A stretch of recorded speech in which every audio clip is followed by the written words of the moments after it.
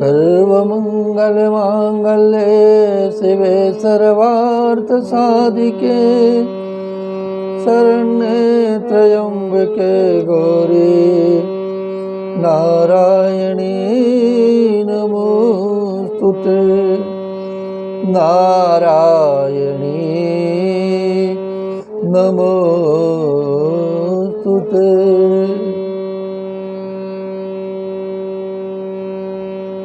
मानस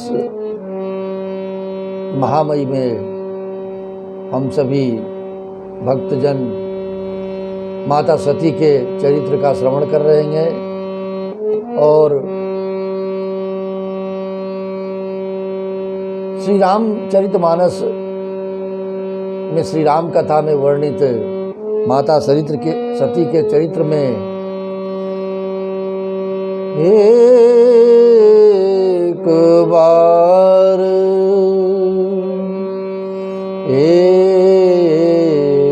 बार त्रेता जुग माही शंभु गए कुंभजर सिपाही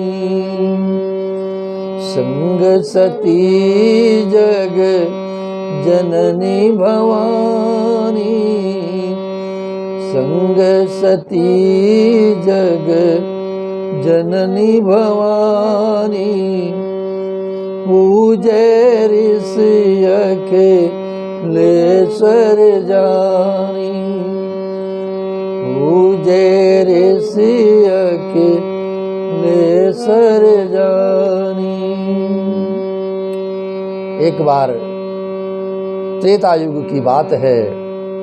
भोले बाबा माता सती को संग लेकर के श्री राम कथा सुनने के लिए अगस्त ऋषि के आश्रम में पधारे हैं और जो साक्षात समुद्र हैं वो कथा सुनने के लिए कुंभज यानी जिनका जन्म घड़े से हुआ है ऋषि के पास जा रहे हैं।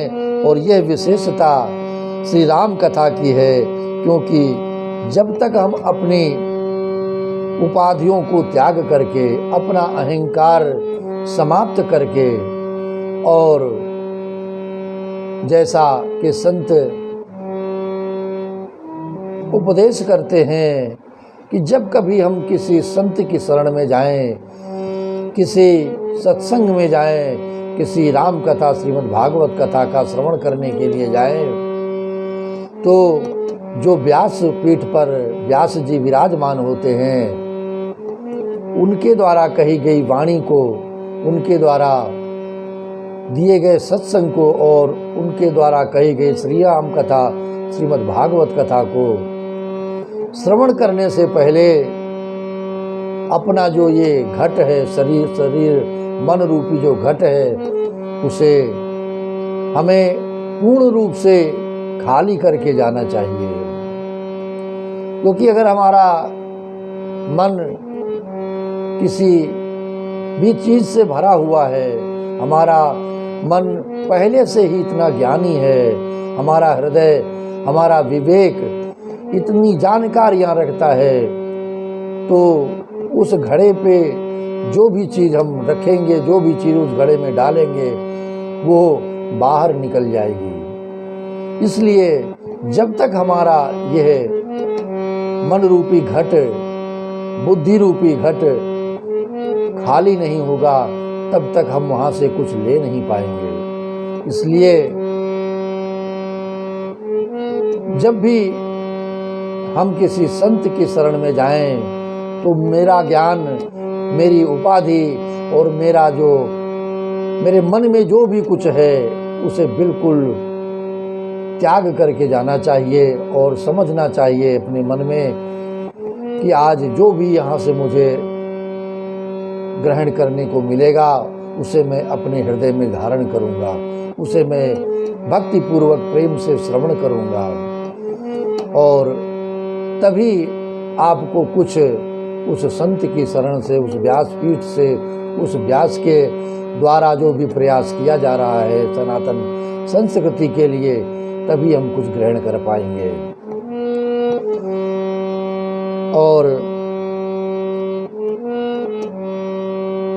हमारे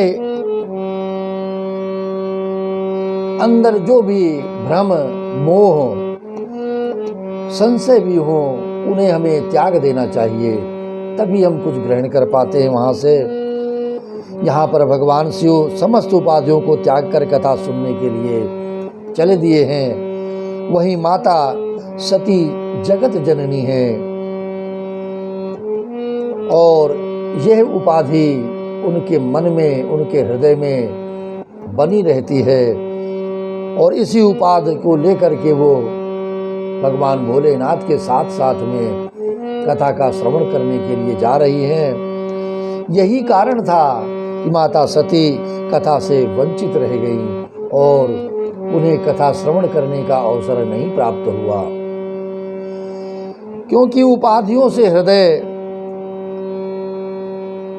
में अहंकार आता है और अहंकारी व्यक्ति सदैव अपने अहंकार के सम्मुख किसी को भी कुछ भी नहीं समझता है। इस संसार में जब तक इस मन में, इस हृदय में प्रेम नहीं उमड़ेगा, प्रेम नहीं आएगा, हमारा अहंकार से अगर हमारा हृदय, हमारा मन सदैव भरा रहेगा तो प्रेम कहाँ से आएगा।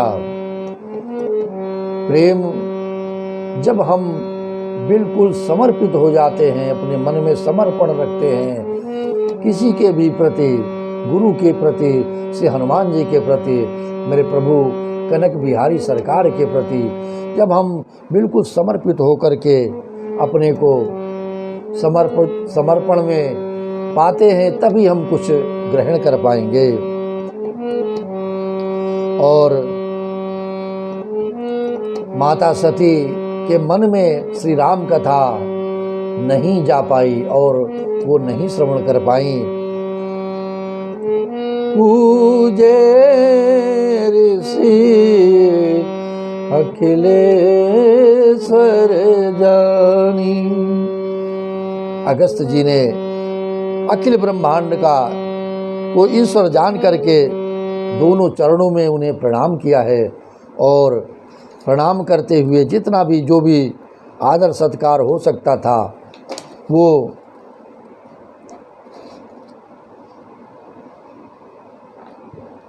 किया है। और अगस्त जी को लगता है कि मैं तो वक्ता हूँ, किंतु ये तो साक्षात परब्रह्म ही है, मुझे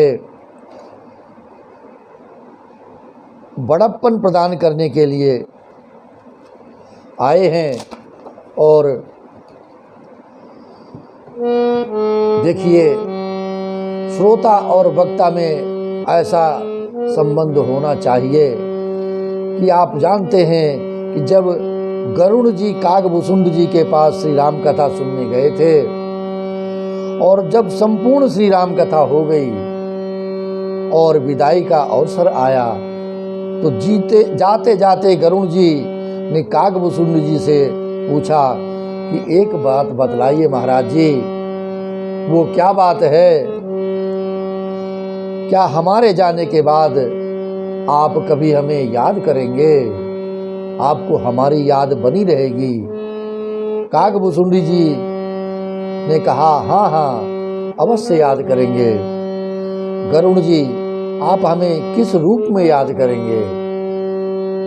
कागभूषुंड जी ने कहा हम आपको इस रूप में याद करेंगे कि आप पक्षियों के राजा होकर भी पक्षियों में से भी सबसे निम्न कोट के पक्षी हैं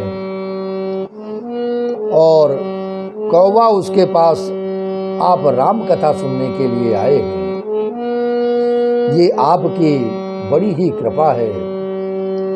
गरुड़ जी के नेत्रों में प्रेमाश्रु बरस रहे हैं और गरुड़ जी ने कागभूषुंड जी से कहा कि हे महाराज, आप मुझे याद तो करना, किंतु पक्षियों के राजा के रूप में कभी मत याद करना, बल्कि आप मुझे अपने दास के रूप में याद करना।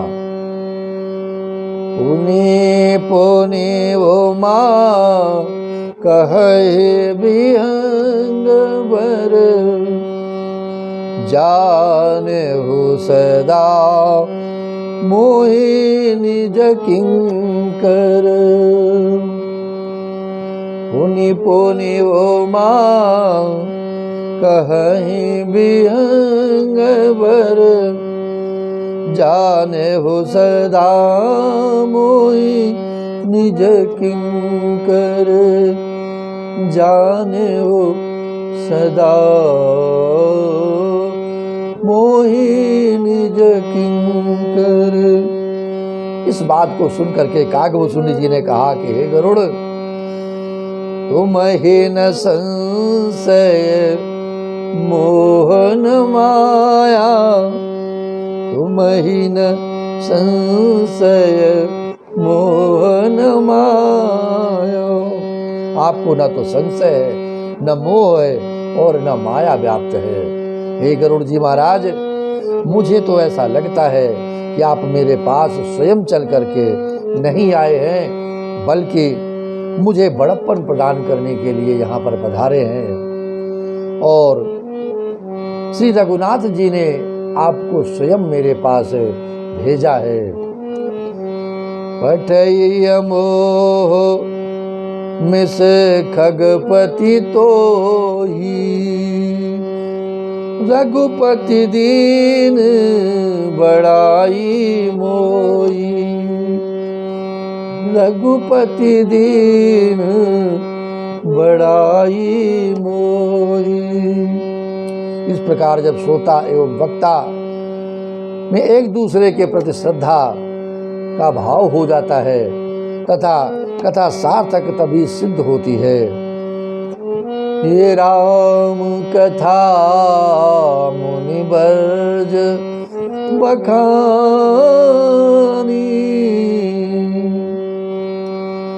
सुनी महेश परम सुख मानी। सुनी महेश परम सुख मानी।